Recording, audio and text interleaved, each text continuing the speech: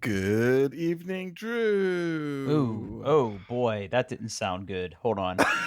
Uh-oh. I can't tell if it's my network or Skype is being Skype. Hold on. Uh-oh. Uh-oh. That definitely didn't sound good.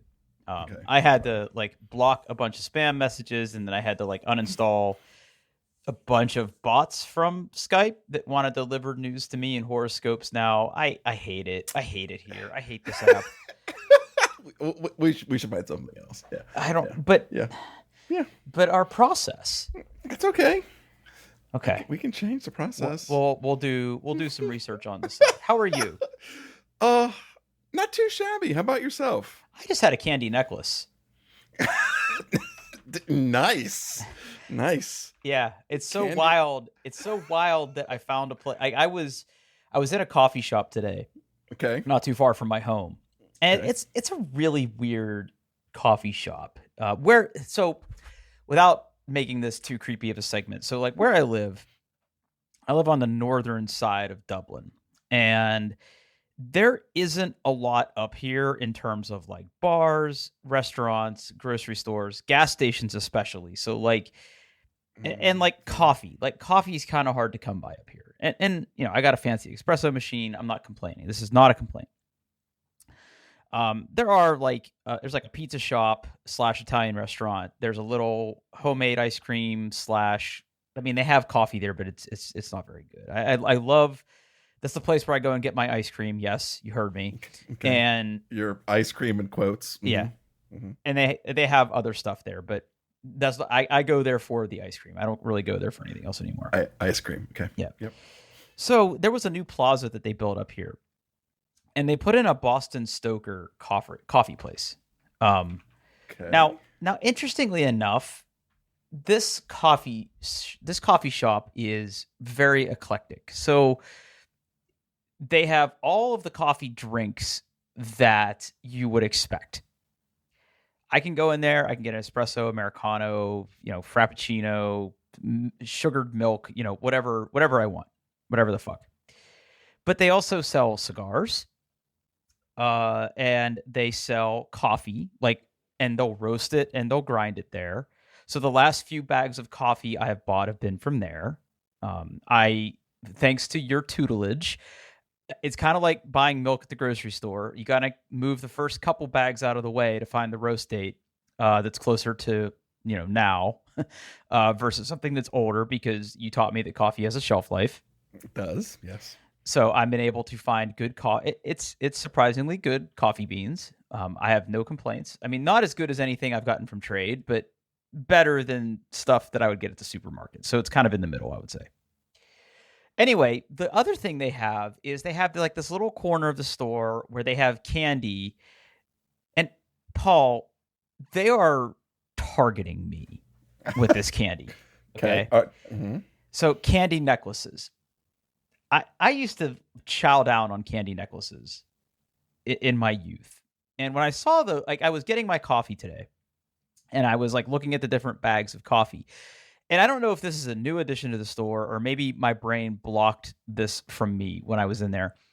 But there's like an entire wall like dedicated to classic candy from our youth. So they have candy necklaces. They had Big League Chew, which I like Big League Chew. I will chew that till my jaw hurts. Like I will chew that whole bag until it's a big glob in my mouth, because like that classic bubblegum flavor is just so good. They didn't have grape though. Grape is my favorite flavor of Big League Chew. They didn't have grape. And the one that blew my mind though is they had candy cigarettes. Oh, wow. I haven't seen those forever. With like the powder that you could puff. Yeah. Yeah. Through them and yeah. Yeah. I thought that they like got rid of those. Like for real. Like they were illegal because they promoted. Maybe that law expired. Who knows? Yeah, but they're there and they're legitimate. So I just loaded up with a whole bunch of candy when I got my coffee today, and I just had a candy necklace before the show. And okay, let me ask you a question. If you were to close your eyes and picture a candy necklace, describe it to me. Like, what color is it? Oh, usually what colors? they're like colors, like light pastel colors. Yeah, so this one wasn't. Okay. This one looked more like, you know how when you buy Sprees, they're like in primary colors? Yes. It was like that. It still tasted the same. Like it still had that little tart, like candy taste to it. And it still had the same elastic string in the middle, but it wasn't the color that I remembered. And I wonder if they're Mandela affecting me with this, because I remember, like you, the pastel, like fruity looking colors, not this like primary color show that I had. Tasted exactly the same though. I'm on Boston Stoker. Boston Stroker. Go on. Tell me more. I'm on their website, and there's this Buena Fruta coffee that just looks like it would be spectacular.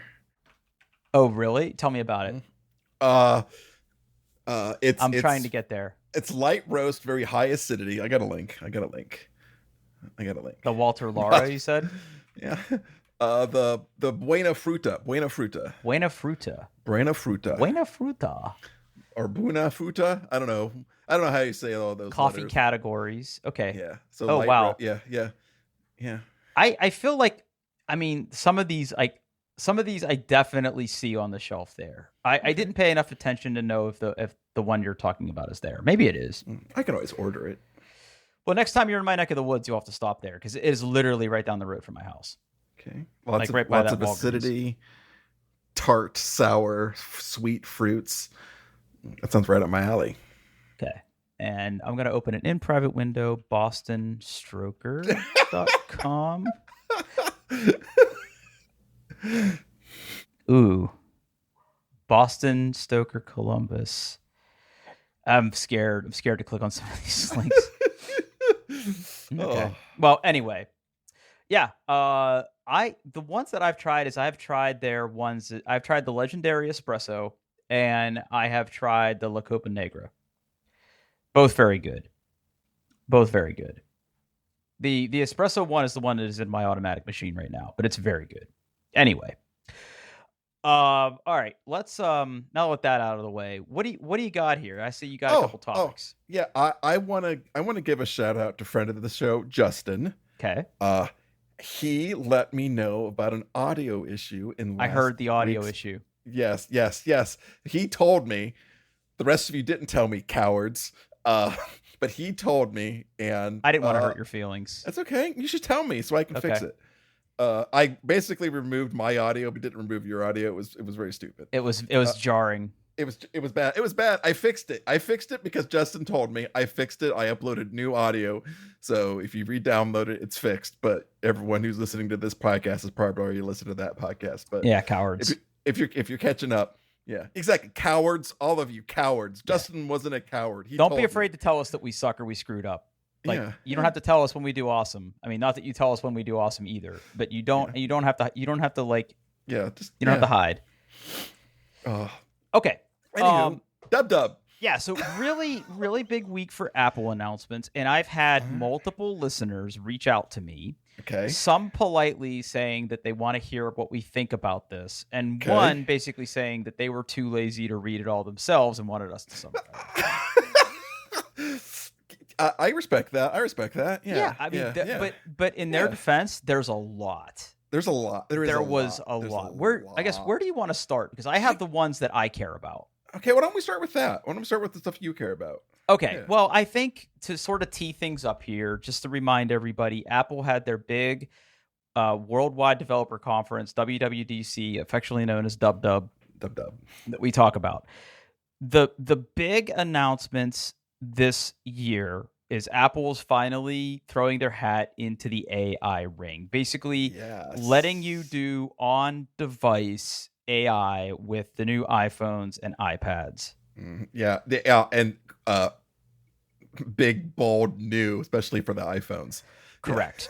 This is not something, to my knowledge, that is going to work on any existing device that is out there today. The 15 Pros.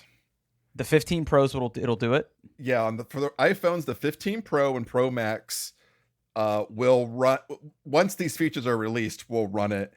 And basically, and then anything with an M processor. So if your iPad or Mac has an M series chip, you'll be good. But iPhones, it is just the 15 Pro and presumably the 16s that'll be coming out shortly. But yeah, my worthless, crappy 14 Pro isn't good enough. Yeah, same.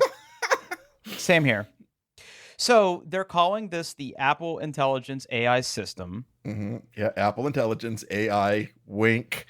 Yep. Yep. And basically, it's basically going to be an AI assistant living on your phone for some things. But there is going to be, and this is the part that I found really interesting about this. So I'm going to pivot directly to this. Okay. So one of the things that, if you've done any research into like AI models or anything like that, is that it requires a certain level of compute, or more like hyper specifically acceleration, to work successfully. Like, I know that you have played with like Stable Diffusion and on device LLMs on your computer. I do the same. And like in the computer I'm on right now, I got a big GPU, and when I download the open source tools and I play with it, I'm offloading all of that to the GPU. Compared to doing that with just raw CPU power. And the difference like is staggering. Like if I were to like ask like a local copy of ChatGPT or Stable Diffusion to generate an image or something, if I do pure CPU processing versus GPU processing, it's seconds versus minutes sometimes. Now that said, if you're thinking about like, wow, Apple is going to put like a ChatGPT or a large language model or an image generation thing on the phone, there's a couple things you need to realize. Is one, they are probably very, very bespoke models, like small language models instead of large language models, or hyper-specific image generation techniques that are going to live and be able to be processed on your phone. But for the bigger models, Apple is going to offload this to what they call their private cloud compute. Yes. And this is where things get very interesting, because Apple is like fervent about privacy. Yes. You could say it's one of their core beliefs. Yep. If corporations have such a thing. Yep. And I would say that reading the details about this, and we can go into it, I guess, a little more here, but think about a question you ask to ChatGPT or Claude or any of these other services that let you ask questions of like an AI. You have to accept a certain degree as a terms of service. They might use your prompt to turn around and train the model, which is why companies are so careful about how they integrate things like ChatGPT with their products, and especially if you're working in regulated industries like I do now, and being able to control the model that you use so that your data isn't trained into the model. There's a lot of things that go into that. But if you think about it, just like today, if you're browsing the web or sending text messages to your friend, you expect that no one's going to be able to view those messages unless they have physical access to your phone or the people that like you sent those things to.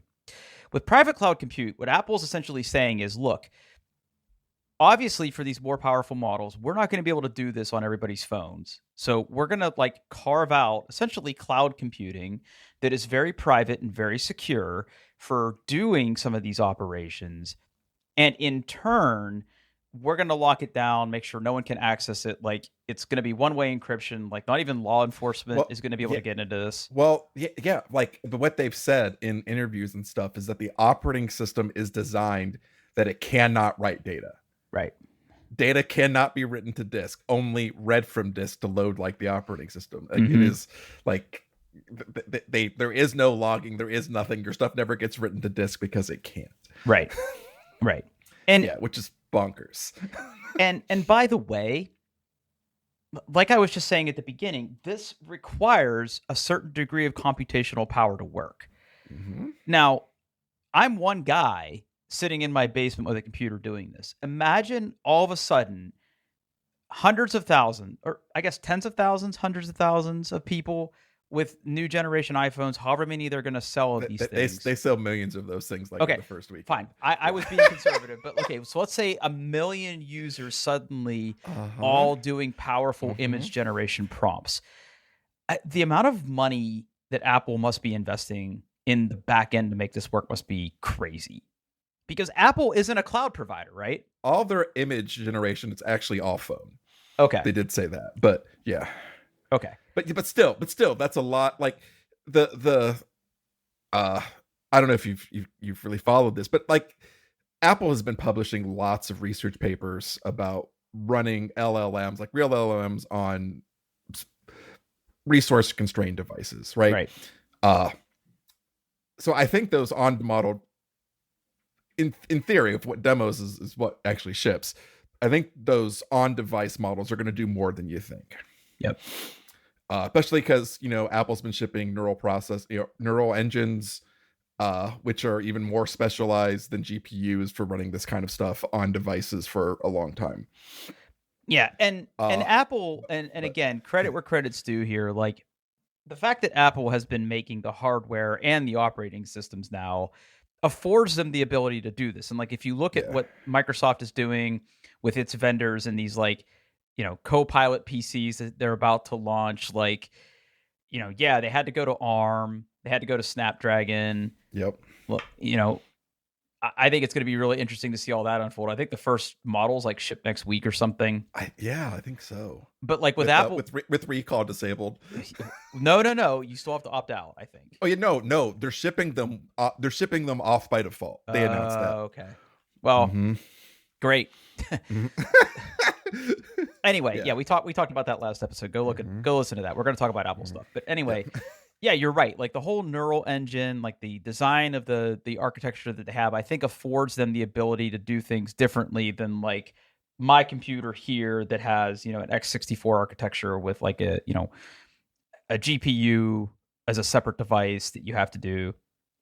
Anyway, I think it's going to be really interesting. It's going to be a lot of people hitting those servers, like that first iPhone weekend. It's going to be a lot. At this point, I really do feel like Apple is a hypervisor, like Azure, AWS, and GCP. It's just that we don't think of them as that because we don't use them the same way we use those services. But if you think about it, like Apple has substantial compute that is available for users to basically lease. Right, for these experiences, whether it's this thing we're talking about now, the whole podcast thing, Siri, the actual cloud services they do for their storage engine. Like, I mean, they've obviously invested in this, and they've done it kind of quietly, and they've rolled it out differently than some of these other people have. It's just weird to think of them like that, but I don't see how you don't now. Yeah. I mean, and they're primarily focused on like the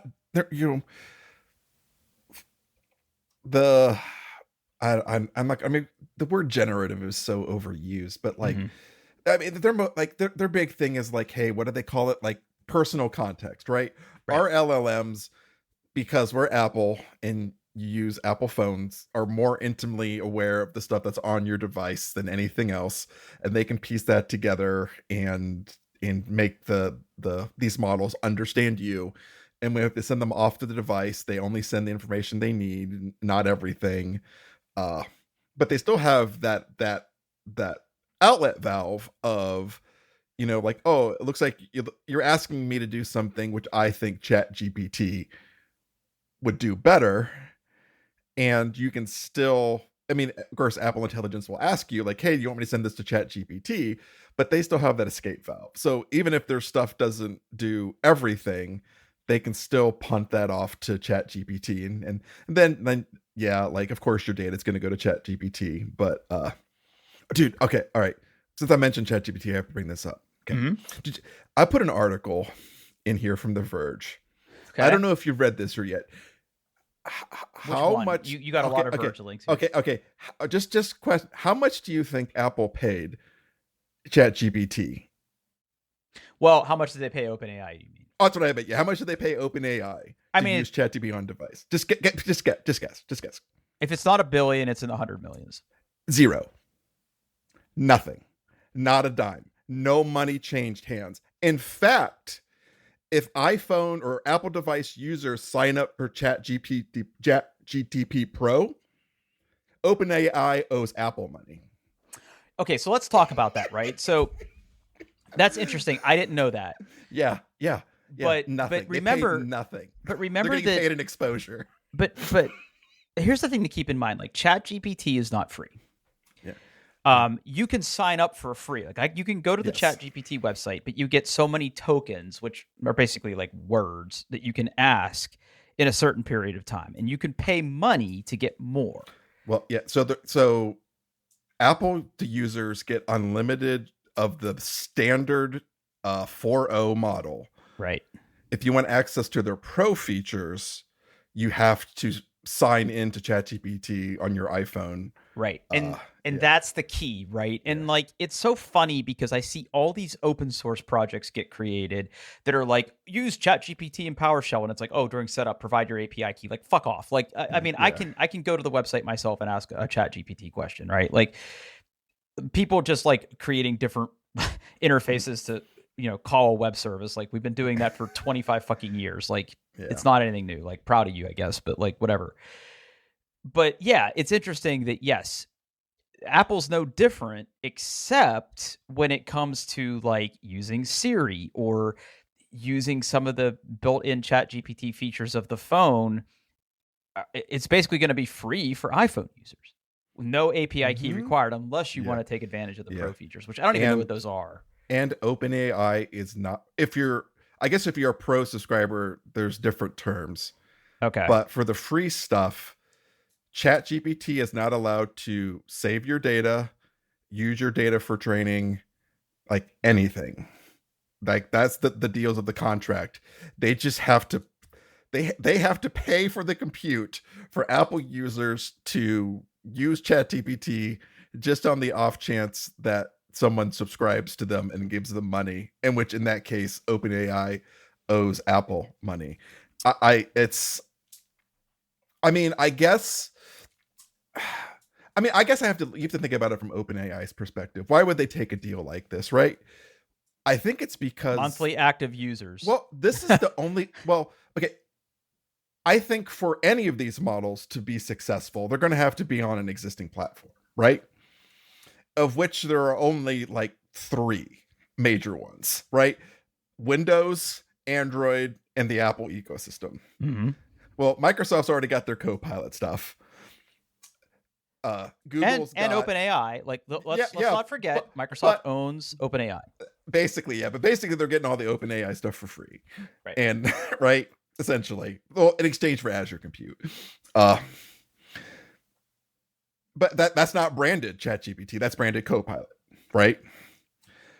We have Google with Gemini, and if they want to be in this space, there's only one other place left to go, and that's Apple. So if they want to stay relevant, this is what they have to do, I guess. So, and as somebody whose job depends on companies working with models, fine-tuning models, and training models, the Google stuff's not very good.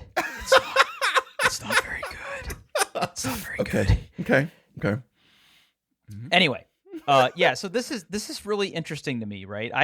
I would have sworn that there would have been some licensing fee or something that somebody's paying somebody. Me too. No, yeah. So, but that getting paid in that begs the exposure. question, though, right? So somebody's hedging. I'm wondering if the way that they're going to integrate the OpenAI features into things like Siri and the OS is going to be limited just enough that it's going to force people to sign up for Pro. Maybe, yeah. And that to me would be scummy. I don't think Apple would allow that, but to me, that's the only way that makes sense from OpenAI, unless it is all about OpenAI being able to say we have achieved a new breakthrough MAUs or monthly active users on our service. That must be it. Like just getting, and like when Siri or Apple Intelligence sends you to ChatGPT, right? It refers to it by name. It uses the ChatGPT logo for those results, right? So it is getting the name out there, and it's getting that ChatGPT is a trusted Apple partner, I guess. And maybe that'll turn into a more deeper collaboration between the two companies, or maybe it will bump up their pro subscribers of saying, hey, this ChatGPT stuff does real good. I want to pay money to get more of it. But I also could see it going the other way as Apple gets more and more of their Because I mean, they still have to train and build these models and things like that. And I wonder if once they get more of those in a few years, does the Chat GPT stuff get like pushed to the side or deprioritized or yeah, I don't. I guess there's still a lot of questions to be answered, but Yeah. yeah, How do you feel about all this? Do you think it's good? I'm I'm optimistic. Like we were talking about this at work a little bit, and like I'm not like one of those like tinfoil hat privacy guys, but my privacy is important to me, right? I'm trying to cut back Hmm. on the Google services I use, except for YouTube. I can't get rid of that for some horrible reason. Uh, but like I do trust Apple with my information, and I trust them to take my privacy seriously, and so far they've done that. Well, like, and they say they're going to take my privacy into consideration for all these AI features, and I hope they knock it out of the park. Uh, they could fail. There could be, they could slip. They could compromise. I mean, there's already people upset about, you know, uh, they've admitted that they've trained their models on the open web, where people were hoping that Apple would be quote unquote better than that and license all the stuff that they're training on instead of just scraping the web. Uh, so they're already doing that kind of stuff to catch up. And let's be honest, Apple doesn't necessarily have the best track record for new cloud-based services Hmm. at launch, so that could be a little rough. But I mean, it's still going to be a while till people start getting their hands on this stuff and start actually using it. But I'm cautiously optimistic. Okay. Like, how about you? I'm also cautiously optimistic. Yeah.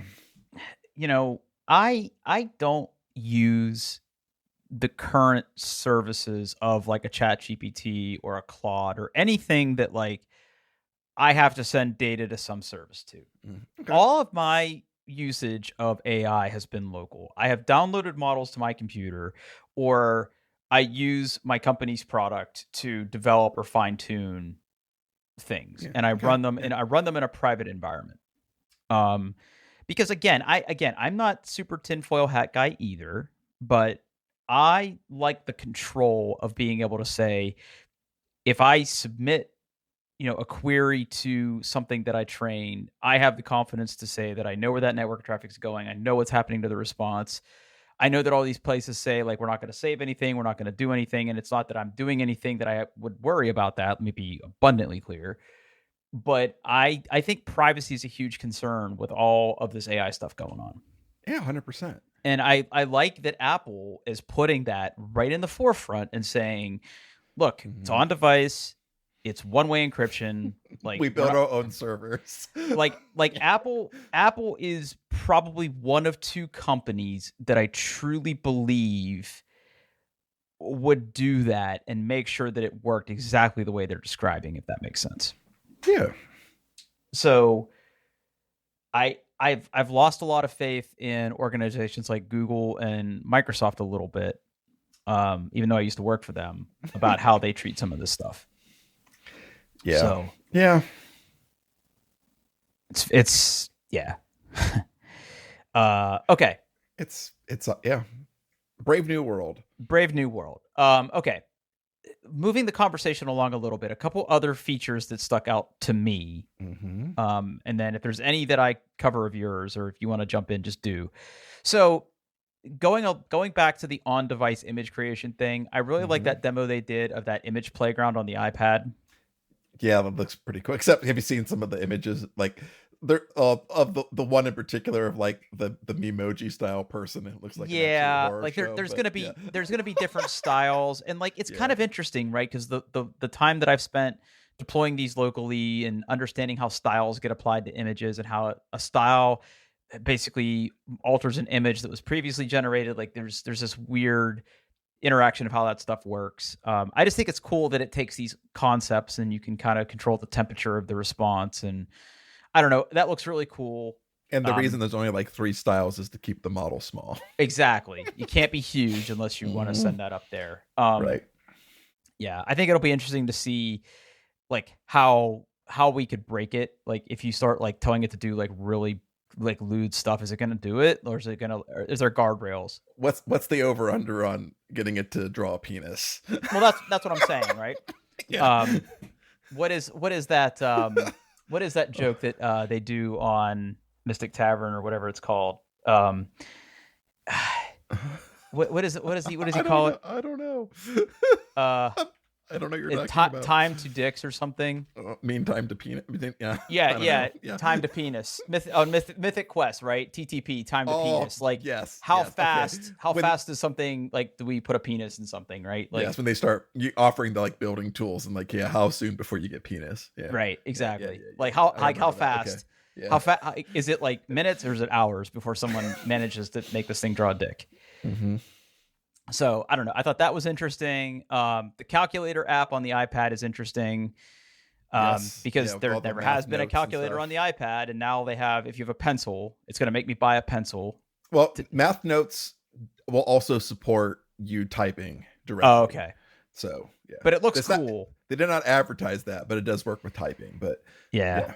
Okay, but I thought that demo was really cool. It was really cool. Yeah, and especially like. I mean, even as part of this and like all the writing stuff, they introduced Smart Script, which is basically like as you write, it treats things like text and learns how you write. So if you edit that text and like you say, oh, I forgot an E, and you put your cursor there and you type E on the keyboard, it'll try to make a handwritten E that looks like your handwriting. Scary, like, right? What the fuck? Yeah. And that's a feature only Apple would do because no one else would bother like thinking that was important. Well, here's how this is relevant to me. I would love this for when I go shooting. To being able to quickly jot down something with a pencil and get a response versus trying to type it into a ballistic calculator. That's actually a really smart idea. Yeah, I've kicked around the idea of using an iPad to take my notes because I keep like a little. I basically write in a little notebook right now, but I would love something like this that I could also complement with a ballistic calculation to be able to jot down like stuff. Yeah, and you can even have it do like graphs for you. Exactly. And yeah. Oh, okay, that's an actual like real practical application. And now other than the fact I'm outside where things are exploding and there's an expensive iPad sitting there. No, it's fine. Yeah, I mean, yeah, it's fine. But yeah, I haven't had a desire to buy an iPad for several generations now, which we've talked about, but this might get me to buy one. Okay. This might get me to buy one. So I think it'll be available in the fall when the new iPads come out and the new iOS. Well, the iPad Pros will be able to run this, right? Because they have an app. Yes.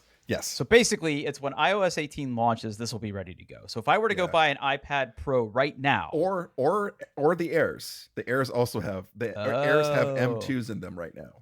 So either one of those would be fine. Yeah. So if I have this when iOS 18 launch or iPadOS 18 launches, this will work.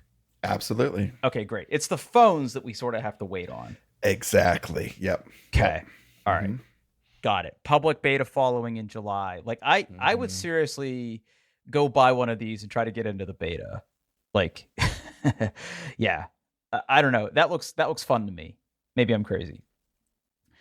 The other thing that I saw that was interesting is this whole head gestures thing for AirPods.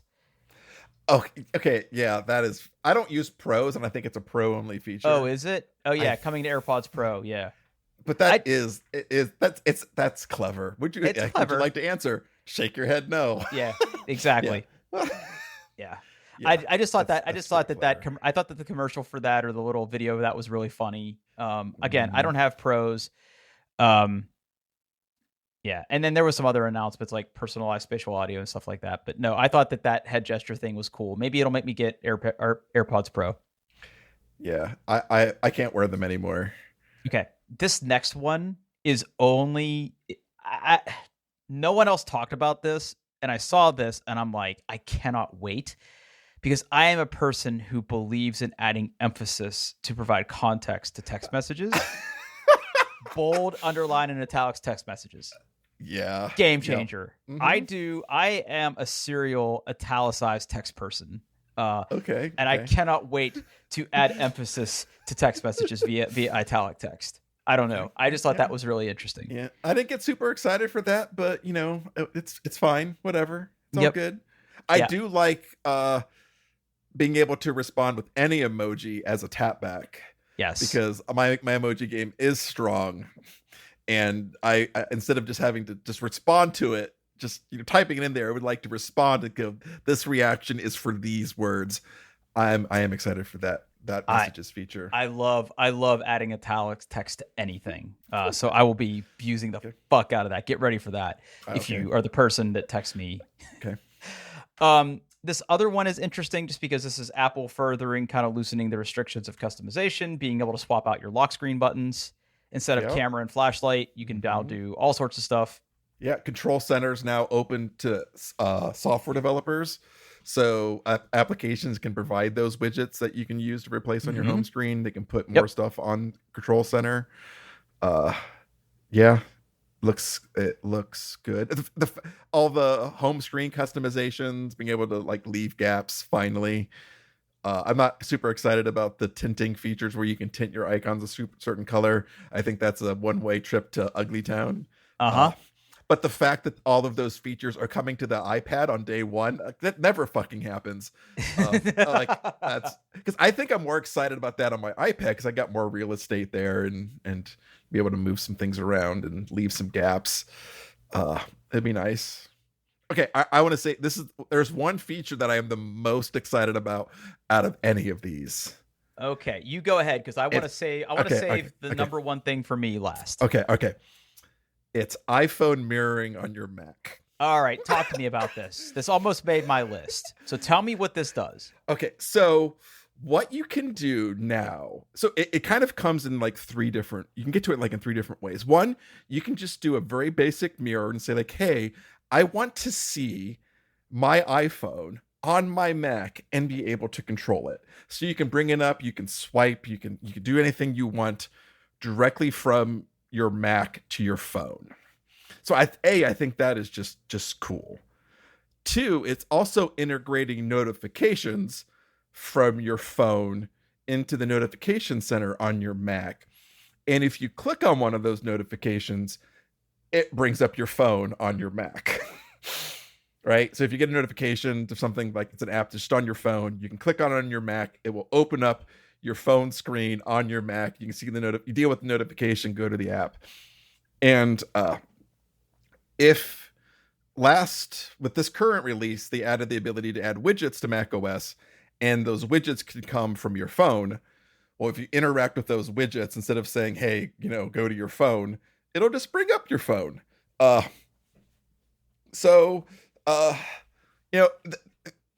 excited for this for one very specific reason. Okay. And it's being able to sneak at notifications while I'm on a meeting at work without having to pick up my phone. Okay, but hold on a second. Mm-hmm. What is your number one notification source on your phone? Messages. And can't you already do that? Yes, absolutely. But there are other things that I get, and I can't wait to start getting all my LinkedIn notifications on my computer. It really wants me to follow Chris Paul. I'm not going to follow Chris Paul. I'm excited for this feature. I think it's going to fit into my workflow very, very quickly and just be something that I always have up and running.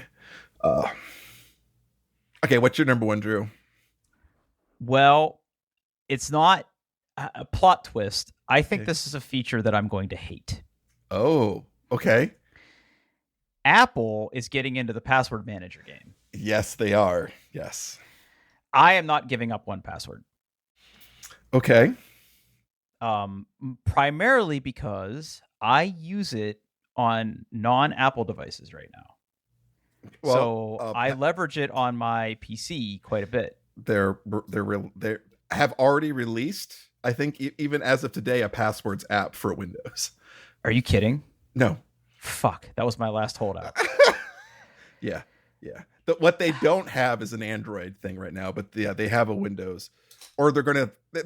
Either it's already out or they've announced it when it ships. Like there's going to be a Windows version. And it's free, right? Yeah. I mean, because we pay for 1Password right now. We do. Now, like it doesn't do. Like I don't know whether you use it to put like documents in there or like Yes, I secure do. notes. Yep. That feature is, Recovery keys, notes. yeah, that feature is important not doc there info. because they want you to use notes for that. The notes app. Oh. So it's just passwords. Do you plan on migrating? I might because I am one of the I don't have as much. 1Password has changed. They released a new app. They're more enterprise focused, and while it is still, I would still say a good app. It used to be a great app. Why do you say that? I have issues with autofill in Safari and other web browsers constantly. Huh.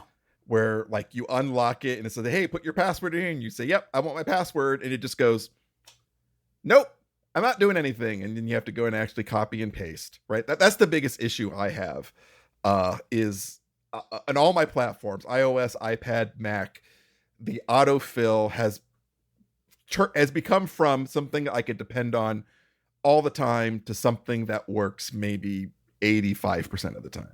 Interesting. I will say this. I have had better success with autofill on the Edge browser than Safari. Okay. So I am a 2-browser boy when it comes to web browsing. I feel like I use passwords more when I'm in Edge because I'm like flipping between Azure and like other stuff, and I'm constantly having to like shift passwords around and tokens and all this other shit. Yeah, I have seen some jank with Safari. Sometimes I feel like, the extension doesn't update correctly and stuff breaks. Yes. I have had pretty good success on the iPhone with it. I love the native integration that it has. Again, it works really well on Windows. I've never had a problem on Windows. So yeah. Like I said, it's still a good app. Like I still like it. I'm not committing to getting rid of it on day one, but I am having some issues with it. But yeah, I still like it. I still like it. I like the sharing features of it, which I know you can also do in passwords. But I mean, I think this is going to be good for everybody who's not already using a password manager. Yeah, I mean that's the biggest thing that I've had because I've been on a mission to get people in my life to start using password managers, and not for nothing, like what was the other one that people used before they got really scummy? LastPass. LastPass got scummy and gross, and I stopped recommending that. I've loved 1Password. I think it's great for the money. That's what I told people to use. And you're right. Now I can go to people and say, this is free. You should use this, especially because, you're using an iPhone. It'll integrate with your Mac at home. And, I didn't know about the Windows thing. That's very interesting. So yeah, that gives me more wood behind the arrow to get people to adopt using a password manager. Because if I watch one more person open a notepad or an Excel document with all their passwords in it, I'm going to claw my face off. I cannot stand that. They'll be like, "Oh, I need you to fix my router," and then they open up their Excel sheet to get their router password. I'm like, "What are you doing? Stop it! No, stop! Don't do this! Don't do this to me." Anyway, I'm not super thrilled about this because like I said, I like what 1Password has given me over the years. I don't want to turn my back on them. I feel like this is going to hurt their business substantially. Yeah. I feel bad for them. I don't know if Apple gave anybody a heads up about this, but I'm not a huge fan of this, if I'm honest. Well, one thing you have to remember is this feature already exists today. There is a full featured password management application buried in settings that nobody uses. Well, no, I use it by accident because sometimes when you're signing up for a website, Safari will suggest a password that now lives in my keychain and is the default, even though I have painstakingly gone into 1Password and added something, it still wants to default to that old password. I hate it. I hate it. And I have a lot of passwords in 1Password. Well, that's I've the been thing. using Like, it how for would you years. even migrate, right? Unless someone built a tool or something specifically for that, even then, would you trust that tool and run it?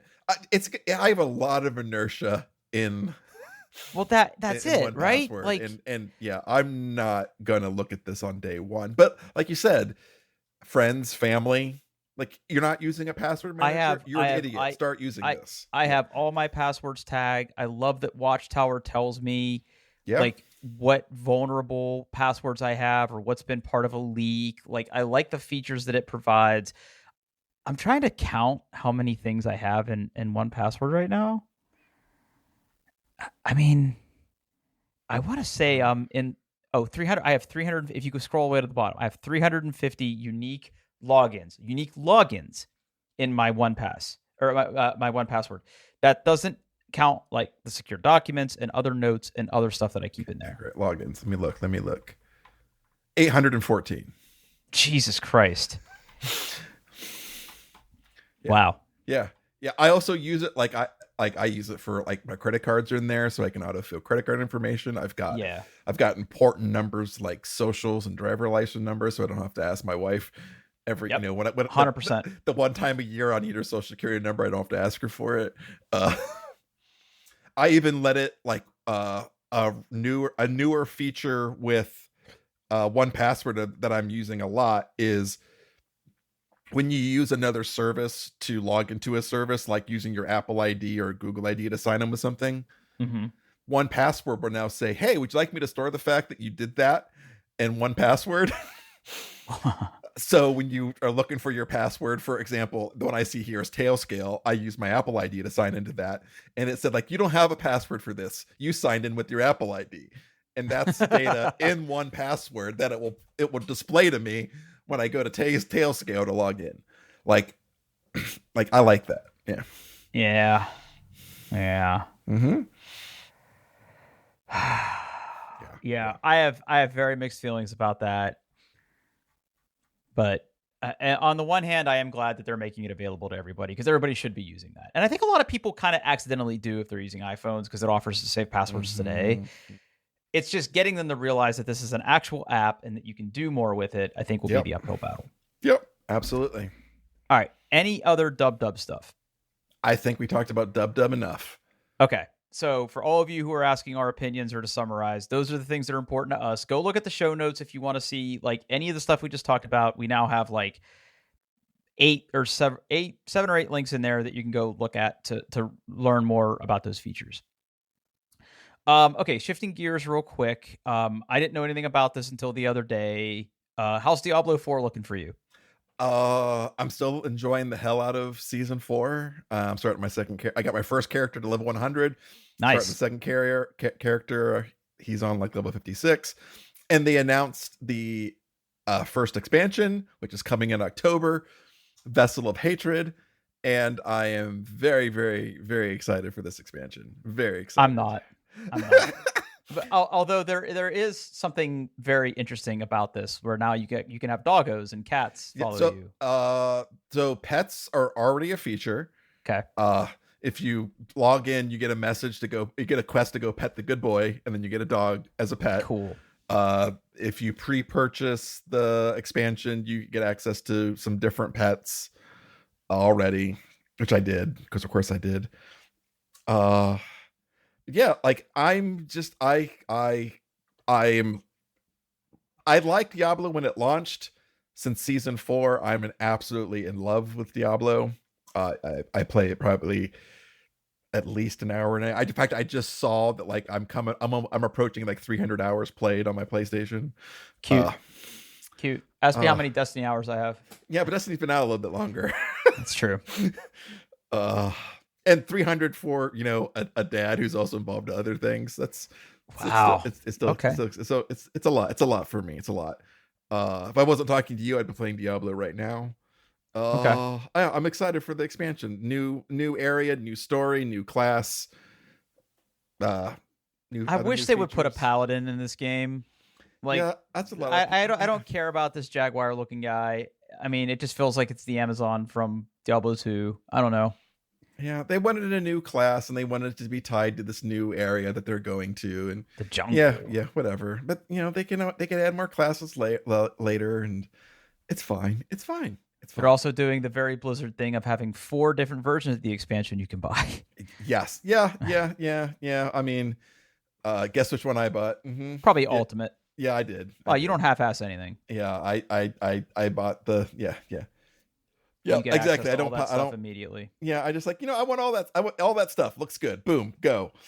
So, and honestly, if you factor in the fact that if you're gonna buy the battle passes and stuff, well, yeah, that's always been my argument. Yeah, all that extra money covers the platinum you get for battle passes. Correct. You get one free battle pass. It is you do get stuff for your money. You're not getting completely screwed over. You're just giving them the money now instead of in 4 months.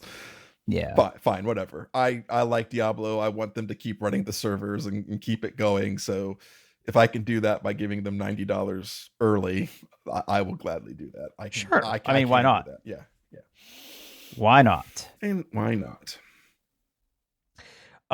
Okay. Mm-hmm. Wanted to get your take on that. I don't know if I'll get it, but the last thing I'll say for today is, and we've talked about my streaming before. I've streamed on Twitch. I've also streamed to YouTube and Facebook when I was just kind of learning how to connect to these different things. I tried streaming to TikTok. I didn't even know that was a thing you can do. It is. So what's interesting about it is if you have the actual TikTok app on your phone, I do. You can go live. Kind of. Okay. So TikTok's weird because I wanted to stream from my computer because I have scrolled through TikTok and I have seen people playing Destiny or Call of Duty and showing their gameplay on the phone. And I've always wondered about that because number one, a lot of people browse TikTok not in landscape mode. So the gameplay windows have always been a little tough to see. Yeah. And then you have to somehow tuck your camera into that screen somewhere. It's kind of the general accepted layout is if you're looking at your phone and you're holding your phone in your hand normally, usually the top half of somebody's screen will be their webcam and the bottom part will be whatever they're playing. Yeah. Now, that's an interesting canvas orientation because if you've ever used tools like the Open Broadcast System or OBS or any other desktop streaming app that you stream with, usually your canvas is the same aspect ratio as your desktop. It doesn't work that way with TikTok. So TikTok actually has a bespoke streaming app that you can get that basically works a lot like OBS. You put your sources on there, you can add overlays, you can do all that stuff, but it basically constrains it to live studio. Yeah. Okay. And you Only also for have Windows.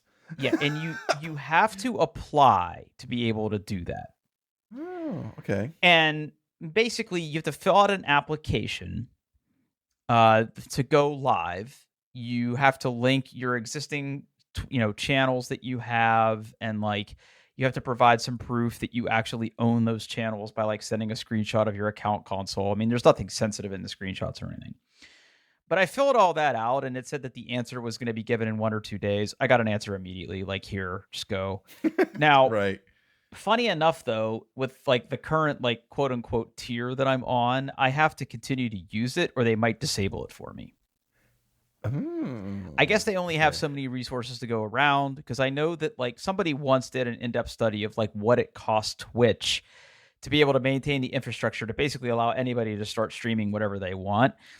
It's not free for companies to provide a service for you to stream high definition audio and video to. Right. So it's interesting. And I will say that when you're using the TikTok Studio app, the viewer engagement is way better. So I can, anytime somebody is scrolling and they come into my channel, I get notified of how many active viewers I have updated to the second. I can see every time somebody follows me, I can see how long they lingered. There's a lot of good intelligence in there that really helps you with your engagement. So you know who's watching you and how long they watch you for, and if they end up following you. Like, it's very easy to see all that. A lot of clients for things like Twitch, and I get maybe if you use the official Twitch client, but nobody does. Like, maybe you get that intelligence in there, but it is really interesting to use this app to stream.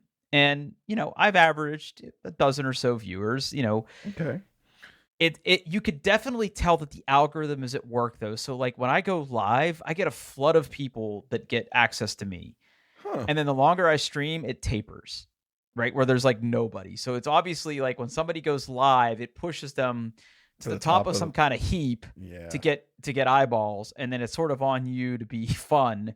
So what I'm saying is I must suck at this because I don't get that sticky retention that other people do. But it was an interesting experience. So have you tried boobs?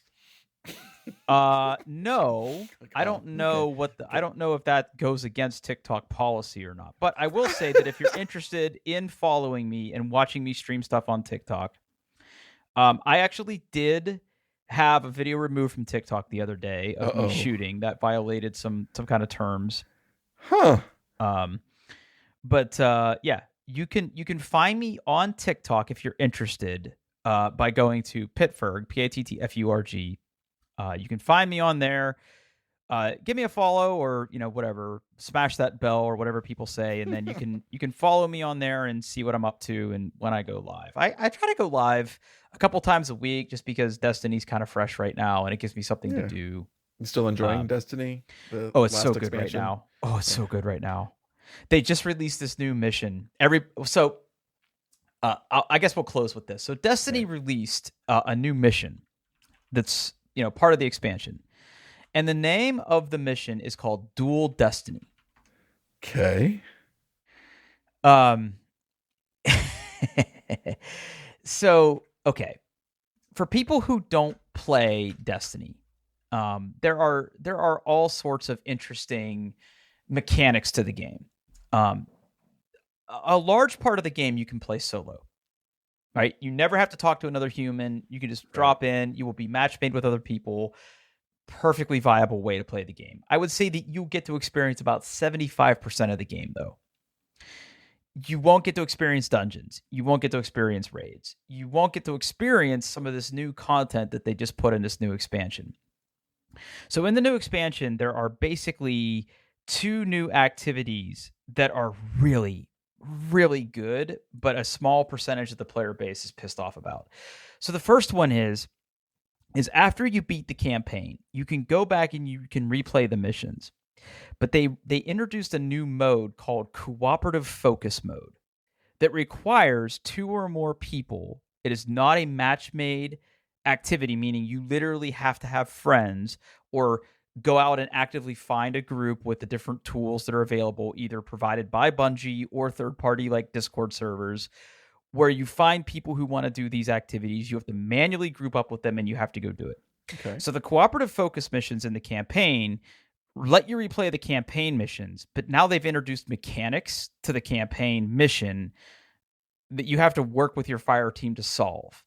So like a good example of this is in one of the missions that you replay, they introduced a mini boss where in order to kill it, somebody has to shoot the front and the back of the boss. Okay. So, like, you can't do that by yourself. No, you can't. And, like, some people are pissed because they don't want to turn on their mics. They don't want to be forced to group with other people. To which I would say, like, look, this is a live service game that you play with other people. Like, not every part of every, like, live service game has to be for everybody. Right. Right? But people are pissed because they're locking certain items behind having to do this activity. Well, and I'm just like, I was like, listen, if a source of stress in your life for 15 or 20 minutes is talking and working and cooperating with somebody, I kind of have bad news about how the world works. Like, that's a you problem. And I have a certain amount of sympathy because I know social anxiety is totally a thing. I have it. I have a certain amount of battery that I can expend in social situations before I have to retreat. I get that. But like, yes, I know, and I also know, and this is also viable. Yes, there are total shitheels out there. Women Yeah. sometimes don't feel safe going on voice comms in games. And I know that a few bad apples spoil it for everybody. I am not downplaying that. But like text chat is a thing. Like you could do these things if you are fast enough typing while you're getting shot at, I guess. But like there are tools out there to go find communities to do this with. And it makes me really sad because like for years people have been saying, "Oh, Destiny's boring. It's the same old shit." And like here Bungie like put in a ton of effort to add new stuff to the game. And like a certain percentage of this player group is just shitting on them when it's really not worth it, because it's like it's really good. Like the design of these missions, because they like decided to do this, have made the gameplay more engaging and more fun, to where you kind of get like a low stakes raid experience to do with your friends, where you don't need 6 people. Like you can do it with 2 people, right? Yeah. And it's just it's really really good. And then this dual Destiny mission they just launched pissed everybody off. And like I did it with friend of the show Matt Keller, and like it was a puzzle. It took us a while to figure it out because we didn't spoil it for ourselves. Like going in there and working with your teammate to, it's like the way that it's set up is like one teammate sees a group of things and another teammate sees different things, and you kind of have to coordinate and talk through it, solve the puzzles. There was one puzzle that tripped us up longer than I would have liked, but we finally realized that we were big dummies and we were thinking about it the wrong way. But that's part of the experience, is sort of enjoying that and seeing it, and watching Bungie open it up and do stuff like this, I think is really encouraging. So yes, Destiny is very, very good right now. It is very, very good right now. You should play it. I can't right now. I'm hooked on. I know. I'm hooked on Diablo 4. I'm hooked. Yeah. Oh. But if you want to see the quote unquote gamer all caps discourse around this, go to the official Destiny subreddit and read some of the threads, because and look, the most vocal people are usually the ones that are hardest to please, and that's what Reddit is. But there are some very well-reasoned people out there that are like, look, this is what we've wanted from Destiny for a long time, and now we have it, and you guys still aren't happy. So like the problem isn't the game. Like, yeah.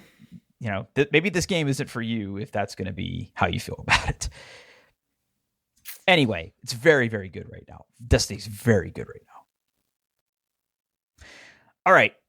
We talked about a lot of stuff. That's a show. That's a whole show. Get us out of here. We did it. We have a website, doingtheirbest.com. You can go there. You can find the show notes. You can find contact information. Anything you need, you can find on that website.